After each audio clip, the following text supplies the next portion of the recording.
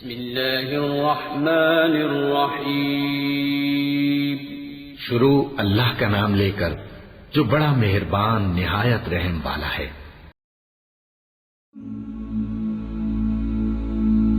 Islamic hub کے معزز دوستوں، میں ہوں ماجد ملک اور اب تمام دیکھنے اور سننے والوں کو السلام علیکم۔ ناظرین گرامی، جیسا کہ آپ سب جانتے ہیں کہ یہ سیریز انبیاء کرام کی زندگی اور ان کے حالات و واقعات پر مشتمل ہے۔ اسی سلسلے میں پچھلی ویڈیو میں حضرت نوح علیہ السلام کی قوم کے ابتدائی حالات بیان کیے گئے۔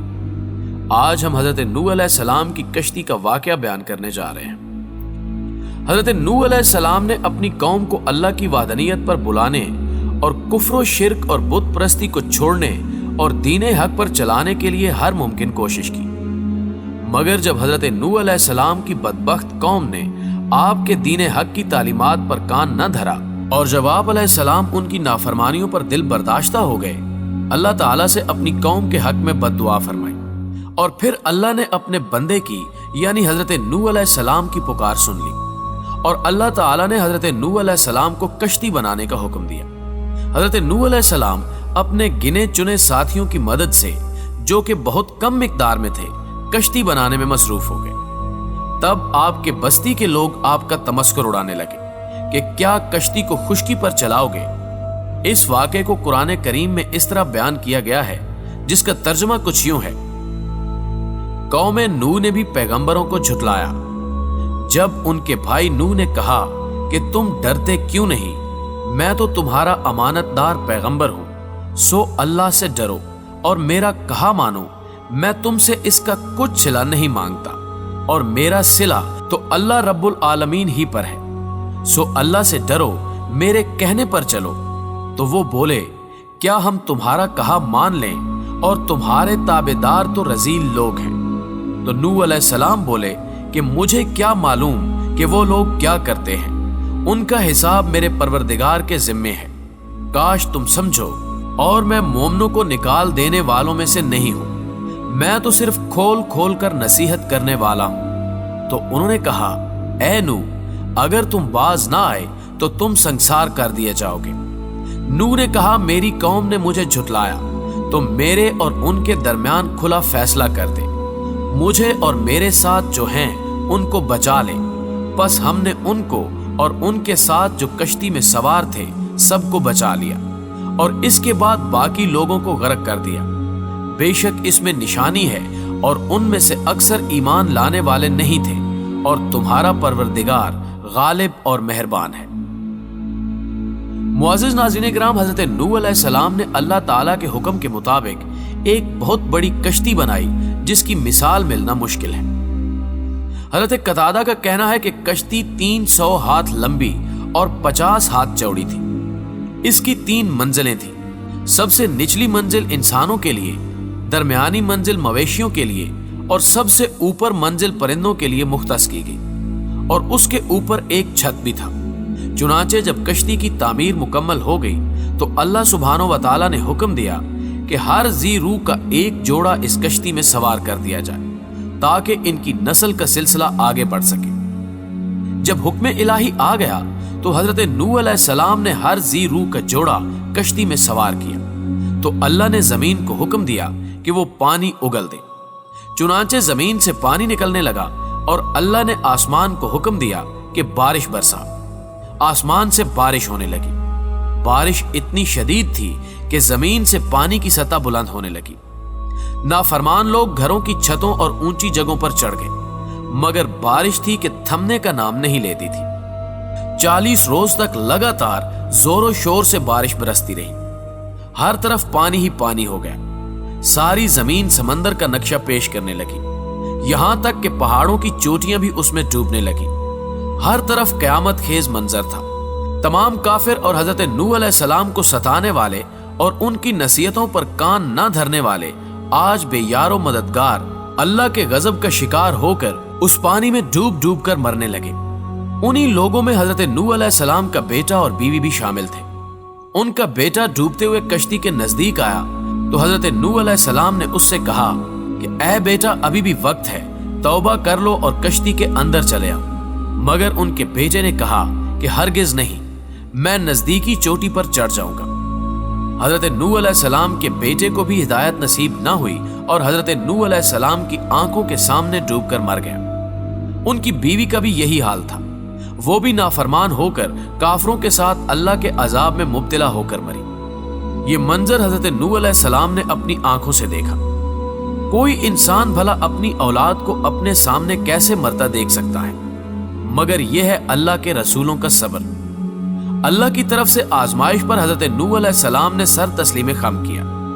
کہا جاتا ہے کہ جب طوفان نوح آ گیا تو آپ نے کشتی میں درندوں، چرندوں اور پرندوں اور قسم قسم کے حشرات الارض کا ایک ایک جوڑا نر اور مادہ سوار کرا دیا، اور خود آپ اور آپ کے تینوں فرزند یعنی حام، سام اور یافس اور ان تینوں کی بیویاں اور آپ کی مومنہ بیوی اور 27 مومنین مرد و عورت کل 70 انسان کشتی میں سوار ہو گئے۔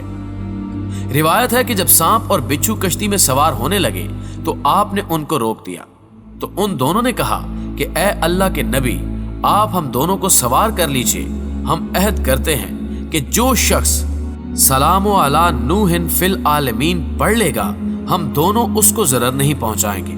تو آپ نے ان دونوں کو بھی کشتی میں بٹھا لیا۔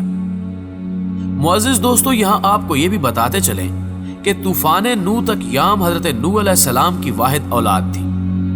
یام اور حضرت نوح علیہ السلام کی بیوی طوفان میں اپنی سرکشی کے سبب ڈوب کر مر گئے۔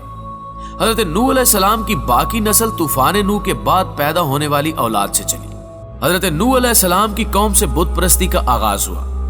ان کا یہ خیال تھا کہ ان کے یہ بت ان کو رزق دیتے ہیں اور روزی دیتے ہیں اور ان کو ہر عذاب سے بچا لیں گے، مگر ایسا کچھ نہ ہوا۔ نہ تو ان کے بنائے ہوئے بت انہیں بچا سکے اور نہ ہی ان کی کچھ مدد کر سکے۔ جب عذاب الہی آیا تو لکڑی اور پتھر کے بنے معبود گھر کے آب ہو گئے اور پوجنے والوں کو کوئی نفع نہ دے سکے۔ جس طرح قوم نوح کے بت بے حقیقت نکلے، اسی طرح برصغیر کے ہندوؤں کے سومنات کے مندر میں رکھے گئے بت بھی محمود غزنوی کے ہاتھوں پاش پاش ہو گئے، اور ان کی اس تباہی پر نہ تو کوئی ان کی مدد کرنے آیا اور نہ ہی کوئی آنسو بہانے والا تھا، جو اس بات کی دلیل ہے کہ بت کسی کی مدد نہیں کر سکتے۔ قوم نوح اللہ کے عذاب سے تباہ و برباد ہو گئی، ان کی نسلیں قیامت تک مٹ گئیں، مگر اللہ تعالیٰ نے اپنے فرمانبردار بندوں کو اپنی حفظ و امان میں رکھا اور ان پر اس عذاب کی آنچ تک نہ آنے دی۔ اسلامک ہب کے معزز ناظرین، آپ کے علم میں اضافہ کرتے چلیں کہ علماء تاریخ نے اس طوفان کے آثار کو ڈھونڈنے کی کوشش نہیں کی۔ جب طوفان نوح تھم گیا، کشتی اللہ کے حکم پر کوہ جودی پر جا ٹھہری۔ اللہ نے زمین کو حکم دیا کہ پانی کو نگل لے، تو زمین نے سارا پانی اپنے اندر جذب کر لیا۔ کہتے ہیں کہ اس دنیا میں کوئی زیرو نہ بچا سوائے ان کے جو حضرت نوح علیہ السلام کی کشتی میں سوار تھے۔ حضرت نوح علیہ السلام نے کبوتر کو بھیجا کہ وہ زمین کا چکر لگا کر آئے اور بتائے کہ پانی خشک ہو گیا یا نہیں۔ تو کبوتر گیا اور چکر لگانے کے بعد زیتون کی ٹہنیاں اٹھا لایا، جس کا مطلب تھا کہ زمین خشک ہو گئی ہے۔ اب حضرت نوح علیہ السلام اور تمام جاندار کشتی سے اترے اور زمین پر پھیل گئے۔ حضرت نوح علیہ السلام کو اسی وجہ سے آدم ثانی بھی کہا جاتا ہے کہ حضرت آدم علیہ السلام کی نسل طوفان نوح میں ختم ہو گئی اور انسانوں کی نسل حضرت نوح علیہ السلام سے چلی۔ آج دنیا میں جتنے انسان موجود ہیں وہ حضرت نوح علیہ السلام کی اولاد سام، حام اور یافس سے منسوب ہیں۔ حدیث مبارکہ ہے کہ سام کی نسل سے عربی، رومی اور فارسی وجود میں آئے، یافس سے ترک، مکالبہ اور یاجوج ماجوج بنے، حام کی نسل میں قبطی، سوڈانی اور بربر اقوام ہیں۔ حضرت نوح علیہ السلام کی قبر مبارک کے بارے میں کہا جاتا ہے کہ یہ مسجد الحرام کے اندر واقع ہے۔ ناظرین گرامی، کشتی نوح کے حوالے سے چند ماڈرن نظریات بھی آپ تک پہنچاتے چلیں کہ عراق اور شام کے قدیم باشندے یہ سمجھتے تھے کہ کشتی کوہ کردہ پر ٹھہری تھی۔ یہ مشہور پہاڑ جزیرہ ابن عمر کے قریب واقع ہے۔ یہ مقام بھی اب ترکی کے حصے میں ہے، تاہم عراق کی سرحد اس سے متصل ہے۔ مسلم سائنسدانوں اور تاریخ دانوں نے کوہ کردہ کو ہی نوح کی کشتی کا ٹھہراؤ کا مقام قرار دیا ہے، اس لیے یہ پہاڑ مسلمانوں میں کوہ جودی کے نام سے مشہور ہو گیا۔ تاہم عیسائی مبلغین کا کہنا ہے کہ کشتی کوہ ارارات پر جا کر رکی تھی۔ یہ پہاڑ آرمینیا اور ترکی کی سرحد پر ہے۔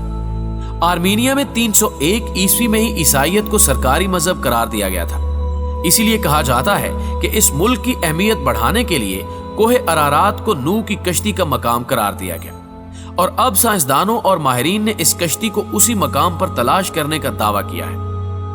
کوہ جودی وادی دجلہ اور فرات کے قریب ہے، جبکہ کوہ ارارات اس وادی سے کئی 100 میل دور ہے، اس لیے اس دعوے میں الجھن پائی جاتی ہے۔ کہا جاتا ہے کہ طوفان نوح کے بعد حضرت نوح علیہ السلام نے خسران شہر بسایا اور ایک مسجد بنائی جس کا نام سمانین تھا۔ حضرت نوح علیہ السلام طوفان کے بعد صرف 60 برس زندہ رہے۔ ان کا مزار آج بھی لبنان میں موجود ہے۔